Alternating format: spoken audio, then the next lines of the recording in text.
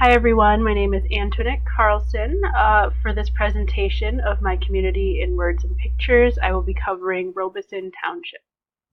Robeson Township is a part of Berks County, Pennsylvania, which you can see marked here on the map. Now this map zooms in on Berks County a little bit so you can see where Robeson Township actually stands. It's marked by a few different things, but the only one that I've listed that you can actually kind of see is the Birdsboro boundary line to the east. And those outlines have been there since Robeson was established in 1729. This little part of history was self-indulgent. I was just curious about it and thought I would mention it briefly here. It was established by father and son Andrew and Israel Robeson. It was mostly country and open land, but became more urbanized when a canal and multiple railroads were built through the area. These multiple job opportunities drew a big crowd of people, and to keep up, the community had to introduce more schools, more churches, and more hotels, along with housing developments. More housing developments were still being introduced in the late 1900s, so the amount of open space was continuously being cut down. Looking at Robeson today, I've laid out the demographics here. The total population is around 7,351. I'm not going to go through each of these specific statistics, but just looking at gender, you can see that it's pretty evenly distributed. The same for age. It looks like there's a very small number of people between in their 20s, if you only look at the 20 through 24, but that's only looking at 4 years, while the rest of the brackets are looking around 10, so that's just something to keep in mind. When looking at race, you can see that there's no equal distribution at all. It is just overwhelmingly white in Robeson Township. Quality of life, again, I won't go through these specifically. You can see that there's a pretty good median household income. There's a small number of families and individuals living below the poverty line. Most who do live under the poverty line are ages 65 and up. And in terms of education, for quality of life, there is a very high number of high school graduates, and also pretty decent amounts of people who have graduated with their bachelor's degree or higher. And I want to mention the graduate degree specifically because when I was looking at how the poverty and education might intersect, I found something kind of interesting. As you would expect, most people living in poverty in Robeson did not have a high school diploma or equivalency test, the GED, but the second highest group living in poverty were those with graduate or professional degrees. And this is just my own opinion, but I think a lot of that might be because you accrue so much student debt going through to get your bachelor's degree in general, that to go those extra years of school and maybe not getting a job, you might be in a worse position than you might have been otherwise. Here's another map of Robeson. This one is a little more zoomed in, so you can actually see some of the roads and things. It's the clearest picture I could find of it. And I've labeled some of the important institutions here. Most of the formal institutions are Twin Valley School District, which employs around 6 or 7 schools in the township.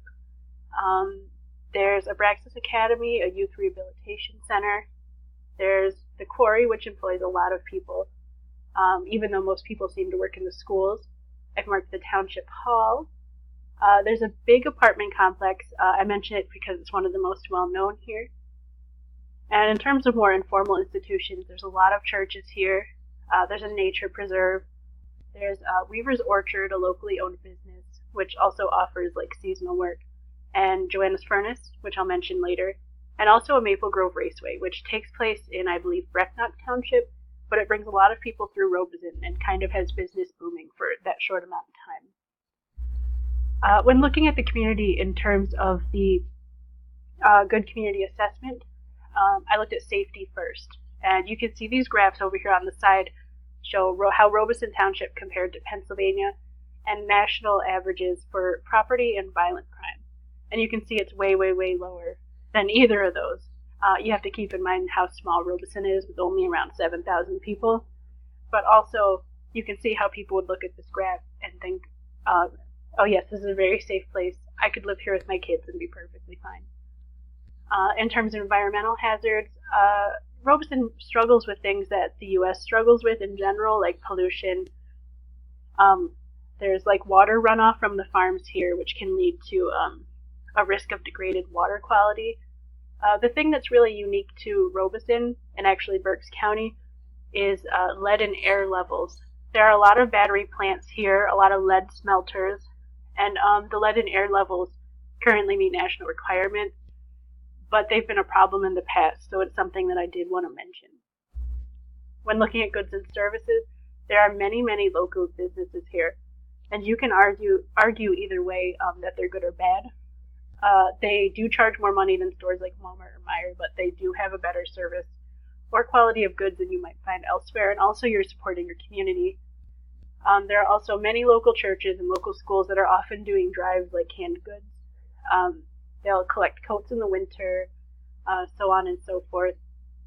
There's many different job opportunities. When I was first looking for a job here, I could get a job in like food service and retail, or they even had company positions because the city is not very far away. Reading is maybe 20 minutes away from some of Robeson Township. So there's many different things you can do there.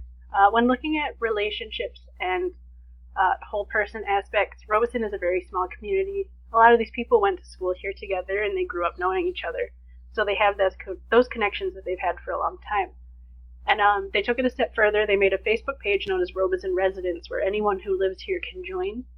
There's many different purposes, but it's also a really good way to like get to know each other. And many people have built groups on there, like hiking groups, yoga groups, and so on and so forth. And the smaller community can make it easier to get to know people. You do have that opportunity of getting to know them when you see them often, compared to if you live in a city. When looking at values and goals, one of the biggest things I noticed was Joanna's Furnace, which I mentioned briefly earlier. It is a furnace that's been around since 1791. It's kind of a tribute to Robeson Township's history in the iron industry, with all the railroads going on, being built. It was also a station on the Underground Railroad, which is pretty interesting. They hold numerous celebrations here throughout the year. They're all staffed by volunteers, and all the money they raise goes towards keeping this place up and functioning. And they also give some money back to the community. They're just very proud of this heritage they have, and they all seem to gather around it. Again, speaking of a small community, it's pretty predictable. There's not a lot that can change.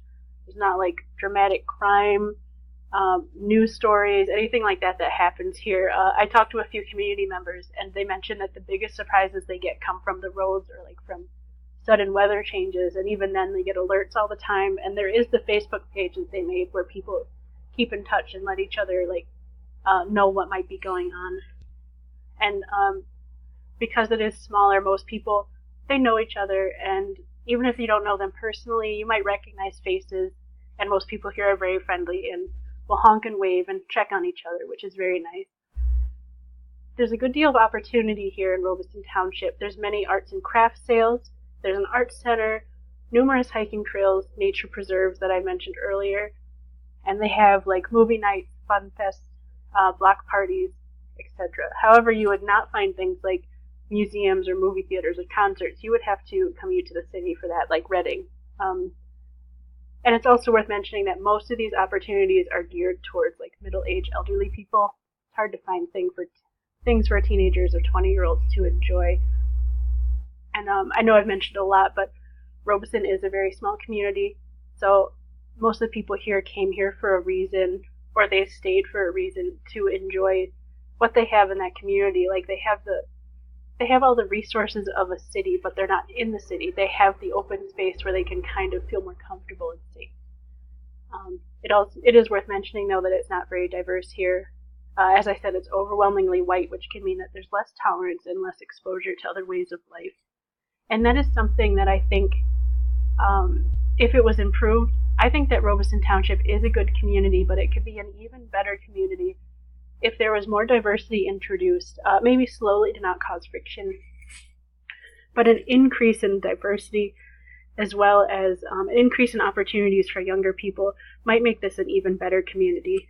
And I'm speaking of this being a good community as a white woman. This might seem different for people of other ethnicities or races, but speaking in general terms of safety, of being able to find a purpose, I do think this is a very good community, and I want to thank you for listening to this. Thank you.